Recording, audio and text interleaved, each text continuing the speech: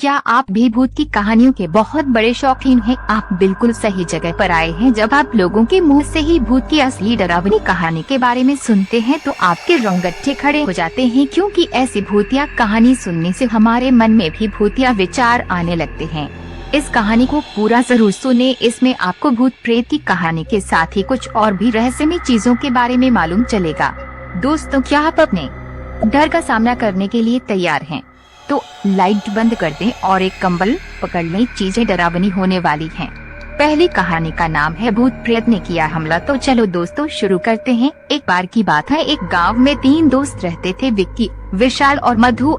उन तीनों में इतनी गहरी दोस्ती थी कि जहाँ भी जाते साथ ही जाते, कुछ भी खाते मिल बांट कर खाते। एक दिन मधु अपने दोनों दोस्तों के साथ स्कूल से घर लौट रही थी।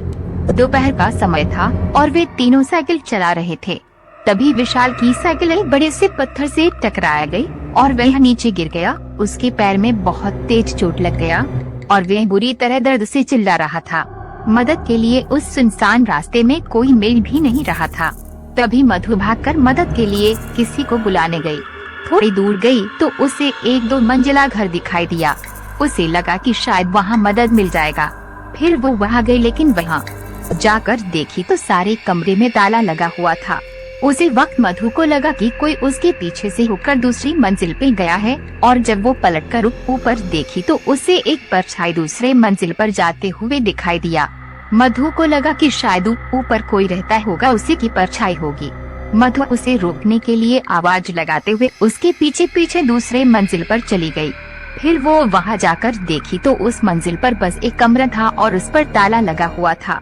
मधु को कुछ समझ नहीं आ रहा था, तो वह परछाई को मन का वहम मानकर वापस जाने लगी। तभी उसे एक डरावनी आवाज सुनाई दिया और जब उसने पीछे मुड़कर उस कमरे की ओर देखा तो उस पर जो ताला लगा था वह टूटकर नीचे गिरा हुआ था। मधु एकदम से डर गई और सोचने लगी कि ये कैसे हो सकता है, लेकिन उसे अपने दोस्त की मदद करनी थी, इसलिए हिम्मत जुटाकर धीरे धीरे उस कमरे में गई। वहाँ जाकर देखी कि एक बहुत लंबा चौड़ा और डरावना आदमी अपने बिस्तर में सोया हुआ था। मधु ने उससे पूछा, भैया क्या आप मेरी मदद करेंगे? वहाँ रास्ते में मेरा दोस्त साइकिल से गिर गया है, उसके पैर में बहुत तेज चोट आई है, दर्द के मारे चिल्ला रहा है। अगर आप मेरी मदद करेंगे तो बहुत मेहरबानी होगी। लेकिन वो आदमी मधु की बात का कोई का जवाब नहीं दिया। फिर मधु को उस आदमी पर गुस्सा गई। मधु चिल्लाकर उससे बोली, आपको सुनाई नहीं दे रहा है क्या? मैं आपसे कब से मदद मांग रही हूँ, कुछ बोल दे। क्यों नहीं? इतना बोलते ही अचानक उस कमरे का दरवाजा अपने आप बंद हो गया। मधु ने ये सब देखकर घबरा गई और दौड़कर दरवाजे की ओर गई और उसे खोलने की कोशिश करने लगी। उसकी बहुत कोशिश करने के बाद भी वह दरवाजा नहीं खुला। तभी उस आदमी की जोर जोर से हंसने की आवाज आने लगी। मधु उसके हंसी से इतनी डर गई थी कि उसका पूरा शरीर कांपने लगा और उसकी आवाज भी नहीं निकल रही थी ताकि चिल्लाकर किसी से मदद मांग सके। फिर उसके बाद मधु को एक हल्की सी हवा का एहसास हुआ और जब वह पलटकर देखी तो इसका दिल दहल गया। वह आदमी जो कुछ देर पहले बिस्तर में सोया हुआ था और अब अचानक उसके सामने आकर खड़ा हो गया और जोर जोर से हंसने लगा। उसकी हंसी देखकर मधु को और ज्यादा डर लगने लगा। उसे एहसास हो रहा था कि आज ये मुझे जिंदा नहीं छोड़ेगा। फिर वो आदमी मधु को पकड़ लिया और उसे अपने पास खींचने लगा। मधु जोरों से रोने चिल्लाने लगी। वह आदमी उसके मुंह पर हाथ रखा और उसे नोचने लगा और उसके बाल पकड़कर घसीटते हुए उसे जंगल की ओर ले जाने लगा। इधर विशाल दर्द के मारे छटपटा रहा था और विक्की परेशान था कि मधु अभी तक आई क्यों नहीं। थोड़ी देर तक मधु की राह देखा। जब वो नहीं आई तो विक्की को उसे ढूंढने निकल गया।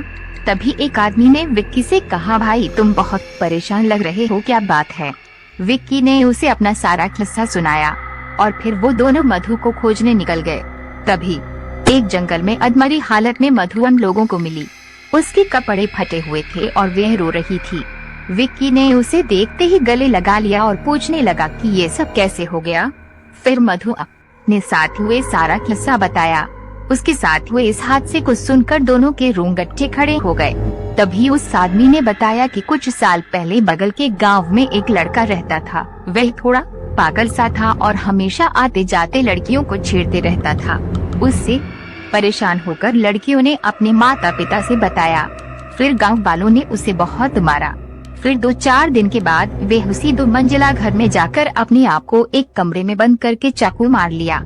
उसकी मौत का काफी दिन तक किसी को पता नहीं चला था, लेकिन जब उसकी लाश मिली तो बहुत ही डरावनी और भयंकर हालत में मिली थी, और तब से उसकी आत्मा उसी कमरे में भटकती रहती है। इसीलिए इस घर में आज तक कोई नहीं जाता है। उसके बाद विक्की ने उस आदमी की मदद से मधु और विशाल को घर ले गया, और फिर ये तीनों उस रास्ते से होकर दोबारा कभी नहीं गए। ये कहानी आपको कैसी लगी कमेंट बॉक्स में जरूर बताना। दूसरी कहानी का नाम है भूतनी का खूनी बदला। तो चलो दोस्तों शुरू करते हैं। बहुत साल पहले की बात है। एक गांव में राजवीर नाम का एक अमीर आदमी रहता था। उसकी उम्र लगभग 30-35 साल थी। उसे जंगल में शिकार करने का बहुत शौक था। एक दिन वो एक घने जंगल में शिकार करने के लिए गया। शिकार करते करते कब रात हो गई पता ही नहीं चला। जब रात हो गई तो रात भर रुकने लिए कोई अच्छा सा जगह ढूंढने लगा। उस जंगल के बाहर एक बहुत बड़ा बंगला था, और उसमें भी एक शंभू नाम का अमीर आदमी रहता था, और उसे भी शिकार करने का बहुत शौक था। वह रोज सुबह शिकार पर जाता और शाम को अपने बंगले पर आता और रात को दारू पी कर सो जाता। रोज का उसका यही दिनचर्या था। उस बंगले का रखवाली करने के लिए एक नौकर रखा था जिसका नाम रामू था। रामू अपने परिवार के साथ उसी बंगले में रहता था। उसके परिवार में उसकी पत्नी और एक 16-17 साल की बेटी थी। उसकी पत्नी और बेटी खाना बनाने का काम करती थी और रामू रखवाली का काम करता था।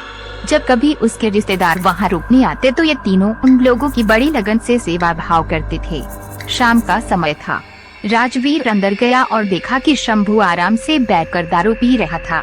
वह उसके पास जाकर वहाँ कुछ दिन रहने की आज्ञा मांगा। शंभू हाँ बोल दिया और फिर दोनों मिलकर दारू पीने लगे।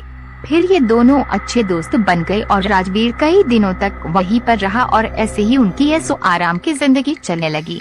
रामू की एक 16-17 साल की एक बेटी थी। एक शाम उसका मालिक शंभू और राजवीर शिकार करके दोनों वापस आए और नहा धोकर दारू पीने बैठ गया। पीने के बाद उन दोनों को इतना नशा लग गया कि रामू की जवान बेटी पर अपनी गंदी नजर डालने लगे। वे दोनों उसके पास गए और उसके बेटी के कपड़े को फाड़ने लगे। उसकी बेटी जब डर के मारे रोने चिल्लाने लगी तो अपनी बेटी की आवाज सुनकर रामू और उसकी पत्नी वहां उसको बचाने आए तो शंभू उन दोनों को गोली मारकर वहीं पर उनकी हत्या कर दिया।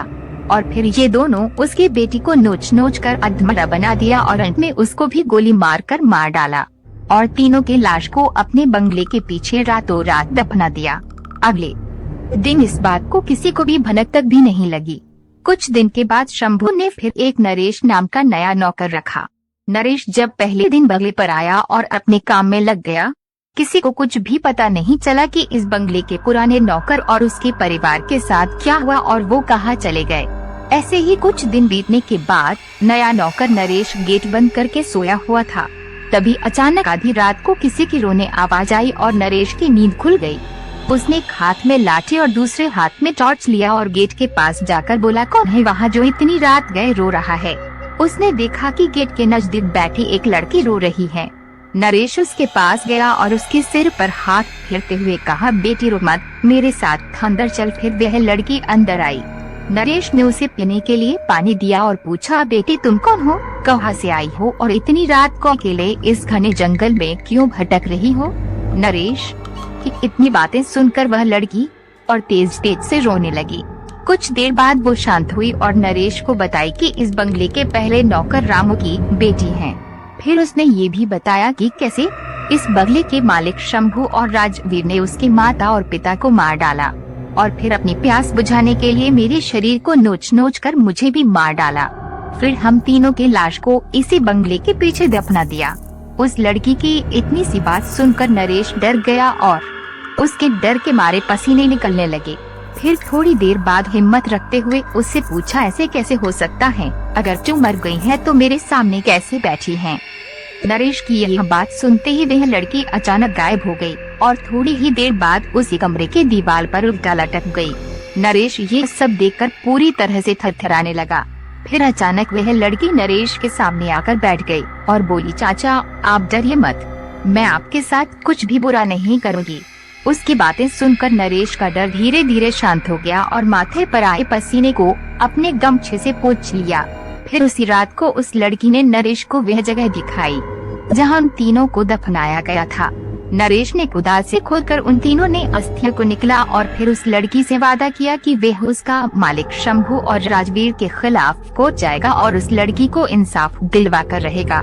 नरेश की बातें सुनकर वह लड़की रोते हुए बोली कि चाचा, आपको कुछ नहीं करना है, उस राक्षस से बदला तो मैं लूंगी, बस आप मेरी थोड़ी सी मदद कर दीजिए।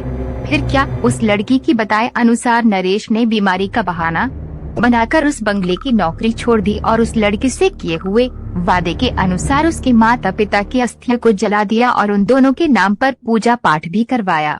उन दोनों की मुक्ति हो गई, लेकिन लड़की के कहे अनुसार नरेश ने न लड़की के अस्थि को जलाया और न ही उसके क्रियाकर्म के लिए कोई पूजा पाठ ही किया, क्योंकि उस लड़की ने कहा था कि अगर उसके लिए भी पूजा पाठ हो गई तो वह इस भूत शरीर से मुक्त हो जाएगी और फिर उस दरिंदों से अपना बदला नहीं ले पाएगी।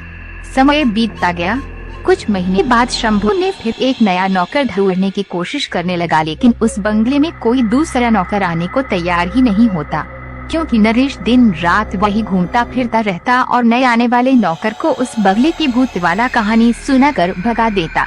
कभी कभी वह लड़की भी आने वाले नए नौकर को भूत बनकर रात के समय में अजीब अजीब आवाजें निकलकर डरा देती और वे डर के मारे भाग जाते। फिर दूसरे दिन रखवाली करने नहीं आते।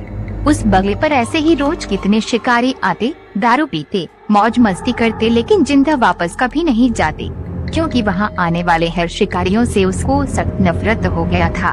कभी कभी वो लड़की एक सुंदर रूप बनाकर जंगल में जाती और दूसरे शिकारियों को अपने जाल में फंसाती और शाम को उस बंगले में ले आती और रात को अपने असली रूप में आ जाती और उसे चीर फाड़ कर मार डालती और उसका खून पी जाती। ऐसी घटना कितने दिनों तक चलता रही और बंगले में मरने वाले शिकारियों की मौत एक रहस्य ही बनी रही। अगल बगल के लोगों के लाख कोशिश करने के बाद भी न हत्यारा पकड़ में आता और न ही उनकी लाश। धीरे धीरे ये खबर आसपास के क्षेत्रों में फैल गई कि जंगल के पुराने बंगले में ठहरने वाले हर शिकारी की मौत हो रही है। 5-6 वर्ष बीत गए और अब वह बंगला खंडहर हो गया था, क्योंकि अब किसी में भी इतनी हिम्मत नहीं थी कि वहाँ रात को ठहरे। आखिर किसको अपनी जान की परवाह नहीं होती। ऐसे ही बहुत दिन बीत गया और वो भूतनी उसी बंगले में रहकर अपने हत्यारे का इंतजार करती थी। दिन में उधर आने जाने वाले लोगों को एहसास होता था, क्योंकि वे हमेशा रोती रहती थी पर किसी को दिखाई नहीं देती थी। फिर उसने शहर और गांव में घूम घूम कर ढूंढने की कोशिश करने लगी। 2-4 दिन की मेहनत के बाद एक गांव में अपने दोनों हत्यारे शिकारी को पहचान ली और उसी दिन शाम के समय एक बहुत सुंदर लड़की की रूप बनाकर उसके पास गई और दोनों को अपनी सुंदरता में फंसा लिया। ऐसे उसने 2-3 दिन लगातार उन लोग से मिलती रही और पूरी तरह से अपने जाल में फंसा ली। वे दोनों उसके आगे पीछे घूमने लगे, जैसा बोलती थी वैसा वे दोनों करते थे। फिर एक दिन लड़की बोली, क्यों न हम लोग किसी दिन जंगल में शिकार पर चले। वे दोनों बोले, ये तो बहुत अच्छी बात है, चलो। दोनों अच्छी तरह से उसकी माया जाल में फंस चुके थे। फिर दूसरे दिन ये तीनों जंगल की ओर निकल पड़े। दिन भर शिकार के साथ साथ मौज मस्ती भी किए। फिर शाम होने लगी। शंभू और राजवीर उस लड़की को बोले, अब सूर्य ढलने लगा है और थोड़ी देर में रात हो जाएगी, हमें घर वापस चले जाना चाहिए। तभी भूतनी बोली, डरो मत, आज रात हम यही ठहर कर जंगल का आनंद लेंगे। राजवीर बोला, यहाँ कैसे रुक सकते हैं, यहाँ तो आसपास कोई घर भी नहीं है। भूतनी उसकी बात सुनी तो मुस्कुराने लगी और बोली, तुम लोग चिंता मत करो, मेरे एक दोस्त का इसी जंगल एक छोटा सा घर है, हम वहाँ पर रुक जाएंगे। दोनों उस भूतनी का बात मान लिए और उसके कहने पर वहाँ चले गए। रात को पार्टी शुरू हुई। अब भूतनी अपनी डरावनी और भयंकर रूप में उन दोनों के सामने आई। उसको इस रूप में देखकर दोनों के पसीने निकलने लगे। ऐसा रूप देखकर अच्छे अच्छे की पैंट गीली हो जाती है, फिर वो क्या चीज थे। फिर भूतनी ने गिलास में जूस के बजाय खून भरकर उन दोनों दुष्टों को पिलाना शुरू किया। अब उनकी हिम्मत ही नहीं थी कि उसको ना कहे, क्योंकि वे पूरी तरह से डरे हुए थे और कांप रहे थे। उसके बाद वो भूतनी अपना और ज्यादा विकराल रूप बनाकर उन दोनों पर कूद पड़ी और अपने बड़े बड़े नाखूनों से उसके शरीर को चीर दिया और उसके खून को पीने लगी। फिर उसके दोनों आँखों को निकाल कर खा गई और इसके बाद उसे पत्थर पटक पटक कर दोनों को मार डाली। आपको कहानी कैसी लगी? कमेंट बॉक्स है जरूर बताना, और ऐसी ही डरावनी और सच्ची घटना पर आधारित कहानी सुनने के लिए हमसे जुड़े रहना और मजे लेना डरावनी कहानी का। और दोस्तों, अपना